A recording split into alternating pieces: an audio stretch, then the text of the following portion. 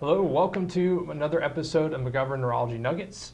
My name is Grant Meeks. I'm a current neurology resident, and today we get to have Dr. James Grotta here with us. It's Stroke Awareness Month, and so our topic of discussion today is mobile stroke units.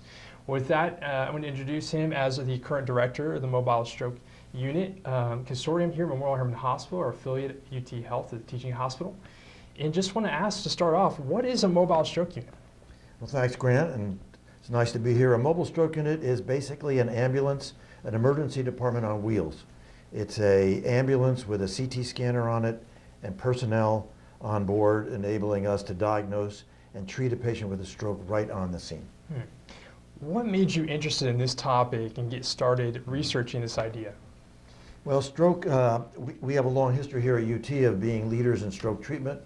We were one of the first and main centers in the pivotal TPA trial that put TPA on the map, and really the mobile stroke unit is just an extension of that. We would, in that trial, we would work with the fire department and be alerted and run to the emergency room and treat patients rapidly. That's how we got that trial done and showed that TPA works.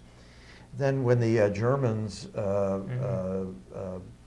introduced the first mobile stroke unit in Hamburg, Germany, we said, well, we can do that here. We already have the system set up with the fire department, and no place could do it better than here in Houston. So we did it. We were the first mobile stroke unit in the country. We got it established in 2013 due to a grant from Mattress Mackinvale. Gave me some money. He was a grateful patient. And the Fraser Ambulance Company that makes mobile stroke units right here in Bel Air, Texas. So sort of things came together, and that's how we got going.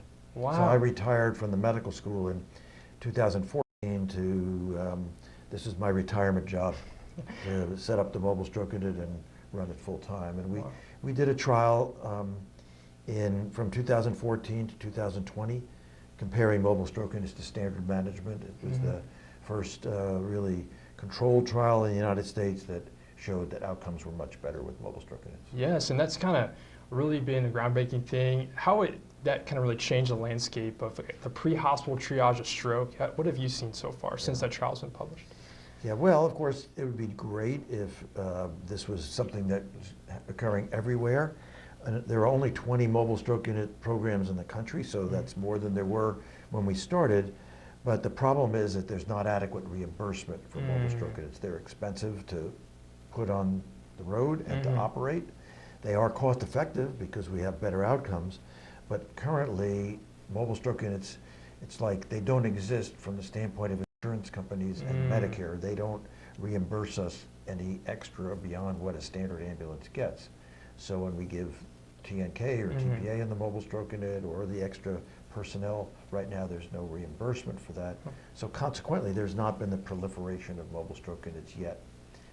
And until that happens, it's not going to occur. That sounds like the biggest barrier I'm hearing from you. Is there anything you're seeing too of getting the mobile stroke units into other areas of the country, maybe more rural areas as well, you're seeing? It's an excellent question, because most mobile stroke units have existed in urban areas where there are a lot of calls, like in Houston and other cities. But it does work in rural areas, because if you think about it, patients have to be transported a longer distance, take more time. So if you meet that patient halfway on a 45-minute ambulance ride, you're going to save 25 minutes of transport time, or 20 minutes of transport time, which is, you just add that to the 30 minutes we already are saving, because we eliminate the door-to-needle time in the emergency room entirely. And when your time is brain, so those minutes really count. Right. It sounds like, what is your next focus the next years ahead in your, as you said, retirement gig here with the mobile stroke unit? Right. Well, of course, in my opinion, the focus is on that first hour. If we can get the patients treated in the first hour, 70% of them are going to recover back to normal. Even LVO patients, we can get LVOs open with tenecteplase or TPA given in the first hour. So I do think added emphasis on that first hour, and that means getting patients to call 911. So we need to figure out what is it that impedes patients from calling 911. There are financial disincentives, cultural disincentives for calling. We need early alerting. So anything, if you can think about, if we could double the number of people that call 911 immediately when they had a stroke, that would double the impact we're making. I mean, just a simple thing like that. It sounds simple, but Yes. so that's one focus. The other focus is if we could diagnose blood in the brain and don't need a CT scan, essentially by some handheld device or a biomarker, we could basically treat patients on any ambulance with them.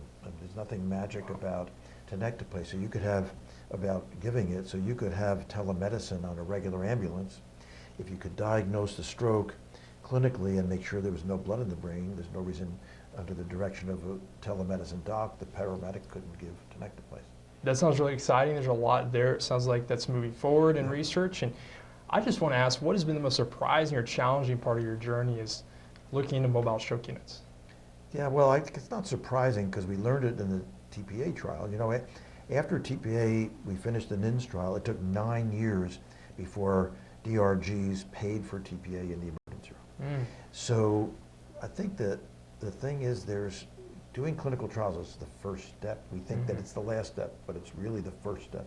Once you get the data, then you have to change the systems of care and people's minds. There are people who are, you know, they were biased against TPA, and they're biased against mobile stroke units. They think it's a big, expensive thing, but the fact is that it results in better outcomes, and it is cost effective. We just have to figure out how to do it. Well, thank you so much for coming on the episode, McGovern Neurology Nuggets. I hope everyone who got to watch this video learned a little bit more about what we're doing here at UT and what you're doing with the mobile stroke units. Thank you so much, Dr. Grotta, for being with us. Thanks, Grant. Appreciate it.